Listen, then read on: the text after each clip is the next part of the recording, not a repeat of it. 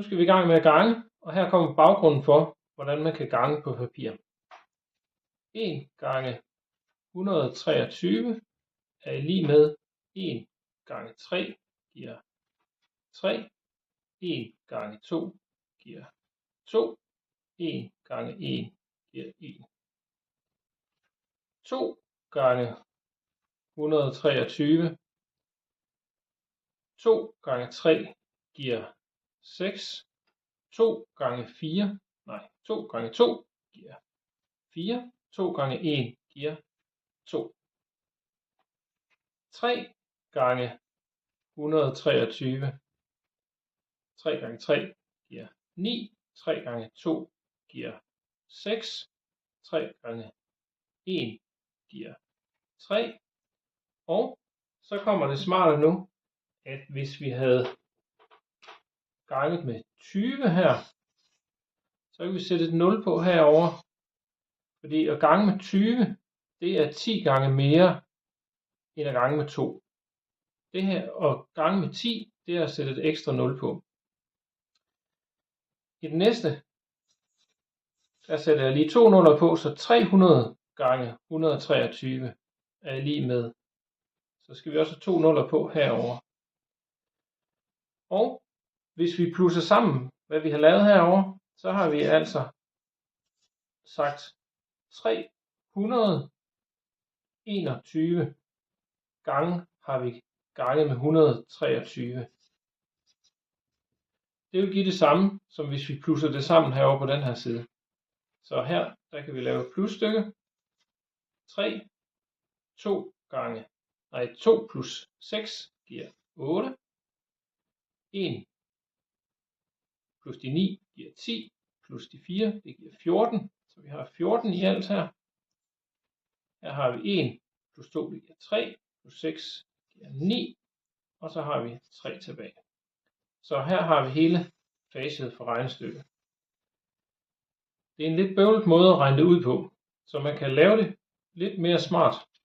Det kan man gøre ved at sætte stykket direkte op mod hinanden, og så begynde at regne ud. 1 gange 3 giver 3.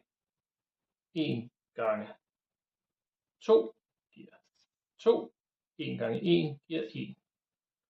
Og for før så satte vi et 0, når vi går op og siger 20 gange.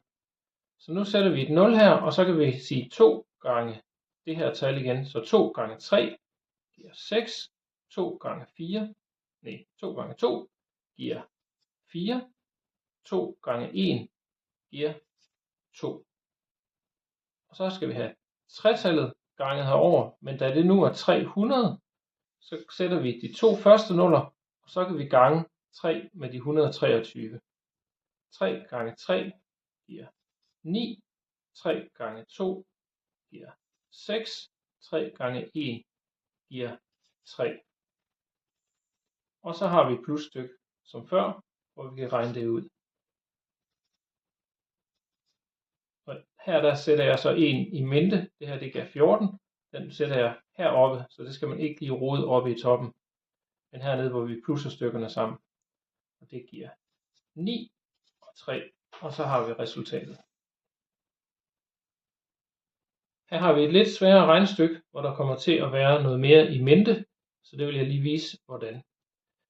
I det her tilfælde skal vi bruge 8-tabellen nogle gange, så indimellem kan det også være en idé, at man bare lige skriver den tabel, man skal bruge. Så 8, 16, 24,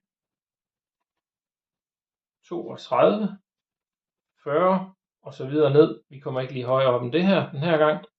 5 gange 8, det giver 40.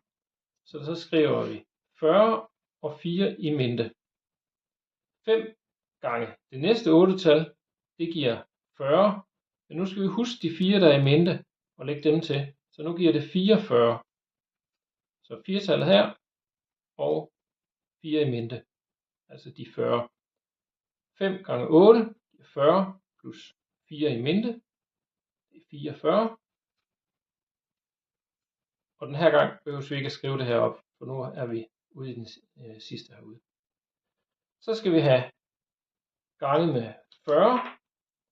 Den her gang, så skal vi lige huske at få nullet med her fra start. 4 gange 8, det er 32.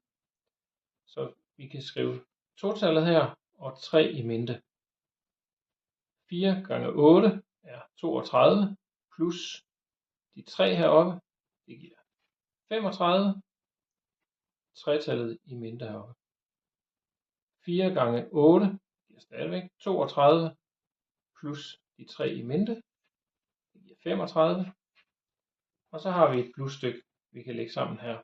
0 plus 0, 0. 4 plus 2, 6. 4 plus 5 er 9.